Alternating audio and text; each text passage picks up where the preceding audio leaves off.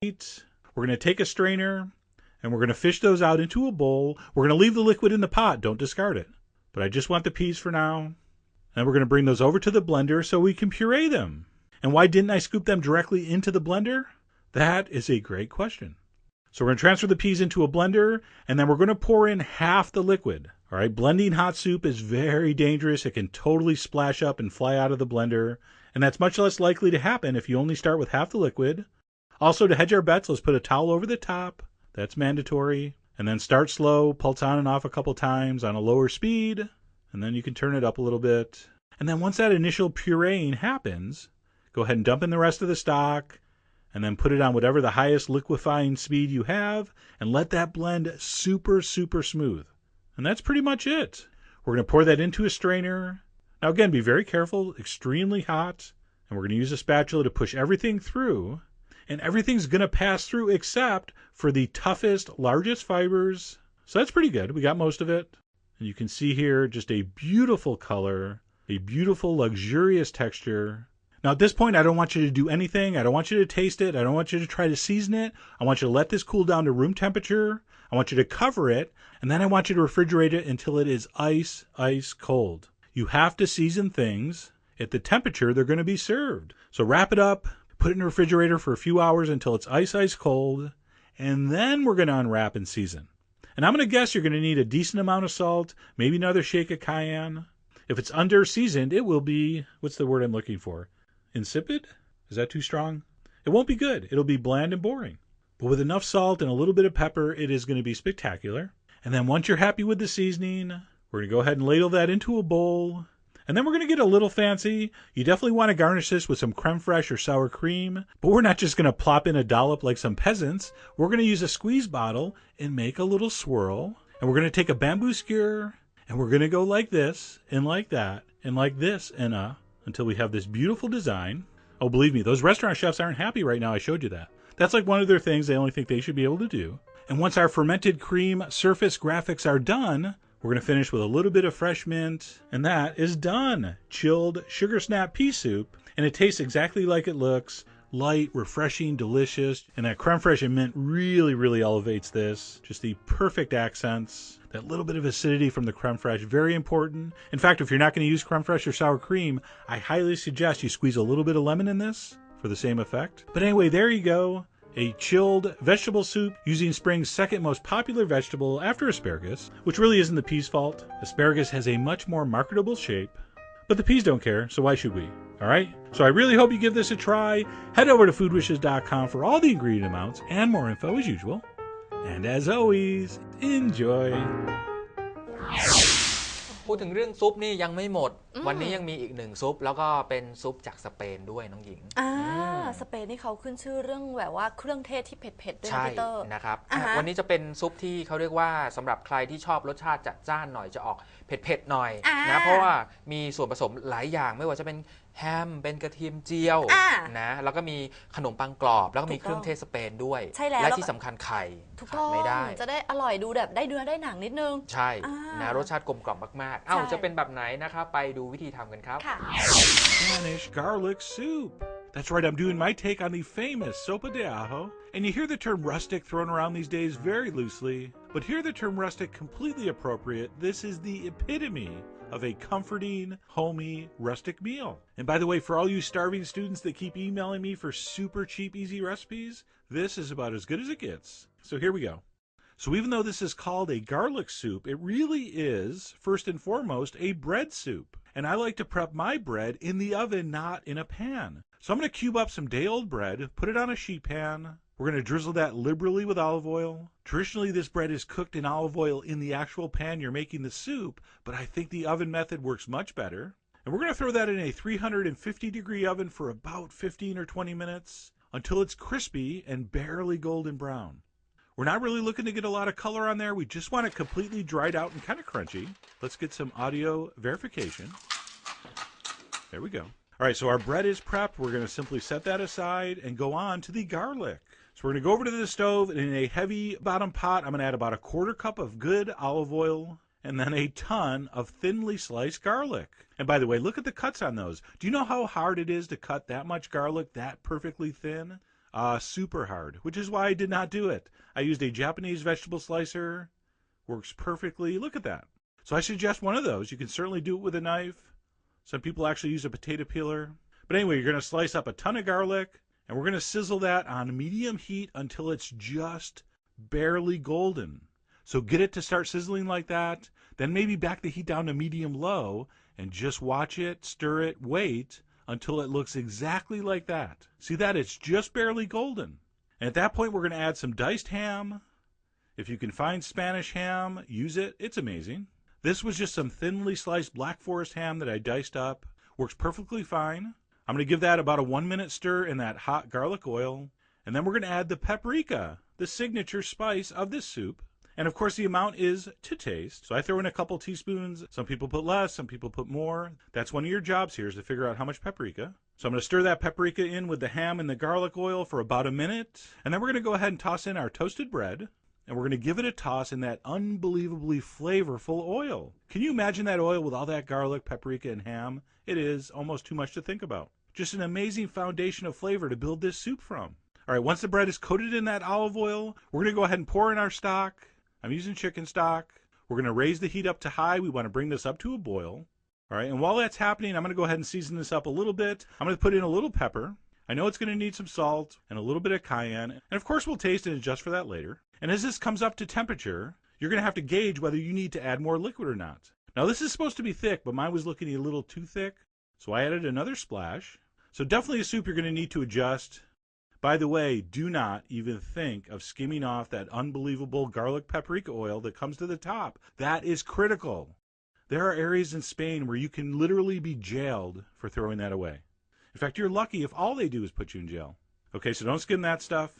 At that point, we're going to turn the heat down to medium and add some freshly chopped Italian parsley.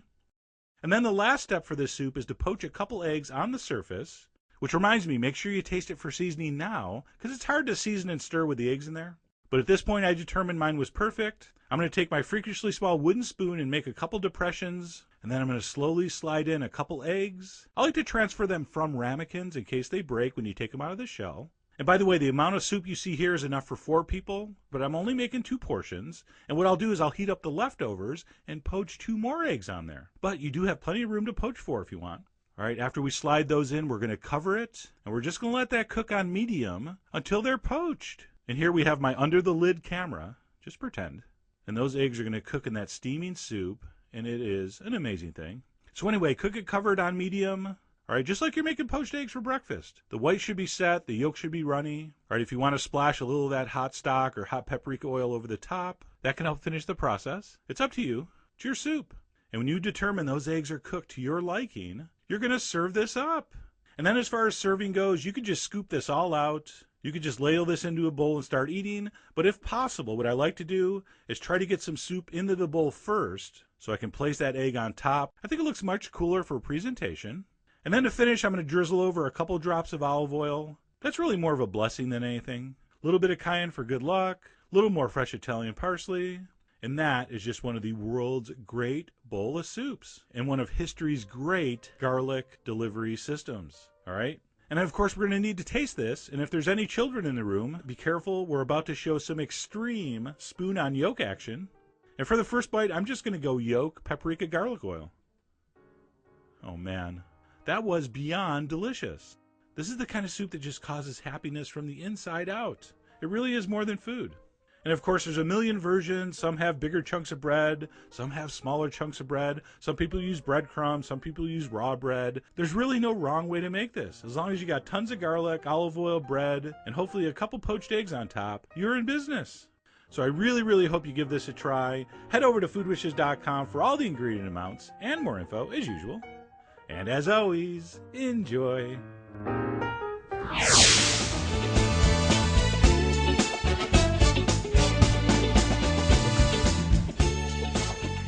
หนังสือพิมพ์ตลาดวิเคราะห์ฉบับใหม่ล่าสุด Milky Way International แข็งแกร่งทุบสถิติ 1,000 ล้านภายใต้การบริหารคุณสุมิตรในเวลาไม่ถึง 1 ปี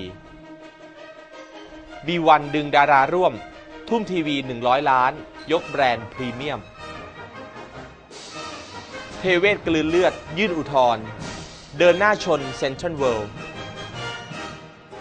ไข ายตรงปรับกลยุทธ์รับพฤติกรรมผู้บริโภคเปลี่ยนเดินหน้าเปิดช็อปคลุมทุกพื้นที่ทั้งในนอกประเทศ Milky Way ไตรมาส 2 โหมโรงธุรกิจใหม่ปรับภาพลักษณ์แบรนด์มุ่งสู่ตลาดสากลเกาะกระแสสมุนไพรในยุค AEC ผู้ประกอบการเตรียมบุกนอกเชื่อสินค้าไทยบูม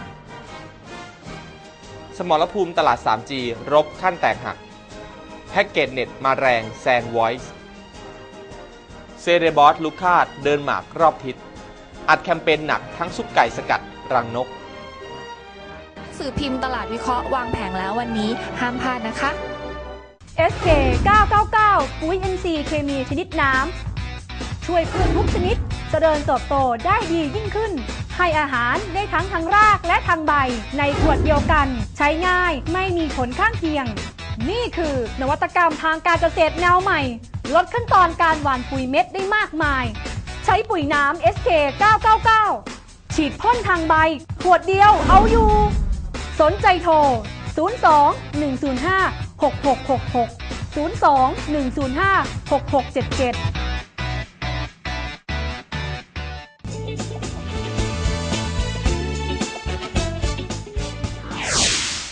เอาละครับตอนนี้นะครับเรามาเข้าเรื่องราวมีสาระกันดีกว่านะไปเอาใจคุณผู้ชายที่อยากจะดูดีดูหล่อดูใสเดี๋ยวนี้พี่เตอร์คือโลกมันเปลี่ยนไป ครับ เมื่อก่อนถ้าเห็นผู้ชายคนไหนแบบล้างหน้าไม่ได้ล้างหน้าด้วยน้ำเปล่าต้องไปเลือกสรรโฟมหรือว่าทาครีมบำรุงก็ไปเดินซื้อครีมไปเดินซื้ออะไรต่างๆเครื่องบำรุงผิวพรรณในเคาน์เตอร์ต่างๆก็จะยังไงแต่เดี๋ยวนี้มันไม่ใช่นะพี่เตอร์เดี๋ยวนี้ไม่ใช่ครับผู้ชายแมนเตะบอลเนี่ยก็อยากจะหล่อเหมือนกันก็มีเพื่อนน้องชายเขาเป็นนักเตะทีมชาติเขาก็ใช้แป้งพับเข้าห้องน้ำก็ตกแป้งพับเลยนักกีฬาทีมชาติออกสื่อบ่อยเราจะมาโสมไม่ได้พี่เตอร์ใช่นะวันนี้เรามีเคล็ดลับดูแลผิวพรรณสำหรับคุณผู้ชายกันนะครับผมไปเริ่มเลยดีกว่าอย่างแรกเลยก็คือการล้างหน้าเนี่ยสำคัญที่สุดเพราะฉะนั้นเนี่ยเราจะต้องดูก่อนว่าผิวเราเป็นแบบไหนผิวปกติผิวผสมผิวแห้งผิวมันนะสำหรับคนผิวมันเนี่ยเขาบอกว่าคนผิวมันเนี่ยเป็นเพราะว่ามีน้ำมันเนี่ยมาเคลือบ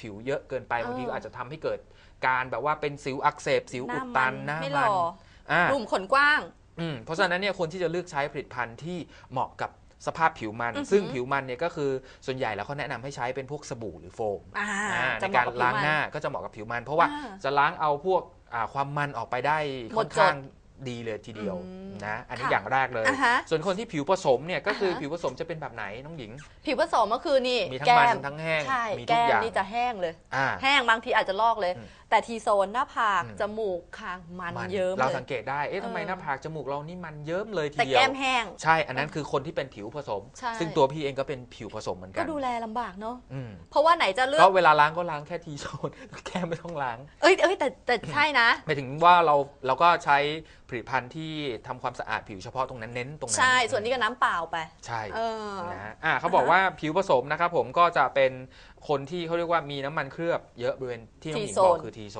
นนะเขาบอกว่าให้แนะนำนะครับให้ใช้เป็นประเภทเจลทำความสะอาดเจลแบบใสๆนะแล้วก็เลือกที่เป็นแบบลักษณะเป็น oil control ก็คือควบคุมความมันนะครับผมเพราะว่าจะควบคุมได้ก็คือตรงนี้ไม่มันนี่เพราะฉะนั้นเราก็เน้นทาช่วงทีโซนมันก็จะดีก็จะช่วยได้นะครับส่วนคนผิวธรรมดาเนี่ยก็ดีนะถือว่าชีวิตปกติชีวิตปกติไม่แห้งไม่มันเกินไปใช่พอดีอันนี้ดูแลไม่ค่อยยากนะครับผมก็ลักษณะก็จะใช้เจลใสๆเจลล้างหน้าเหมือนกันอันนี้ก็จะดีเหมาะกับผิวเพราะว่าไม่ต้องเน้นทำความสะอาดมากไม่ต้องเน้นเอาความมันออกไปเยอะใช่แต่ว่าใครผิวแห้งเนี่ยแย่หน่อยผู้ชายไม่ค่อยเห็นเขาบอกว่าผิวแห้งก็ดีหน้าไม่มันแต่จริงๆไม่ใช่เพราะว่ามันเป็นลอกไงมันจะลอกด้วยนะครับผมแล้วก็จะทำให้เกิดริ้วรอยตามมาได้แบบว่าเร็วบางคน20กว่านี่ริ้วรอยมาละเพราะฉะนั้นหน้ามันก็ดีกว่าเนาะหน้ามันเขาบอกว่าคนที่หน้ามันเนี่ยก็จะดูเด็กกว่าคนที่สภาพผิวแบบอื่นเพราะว่า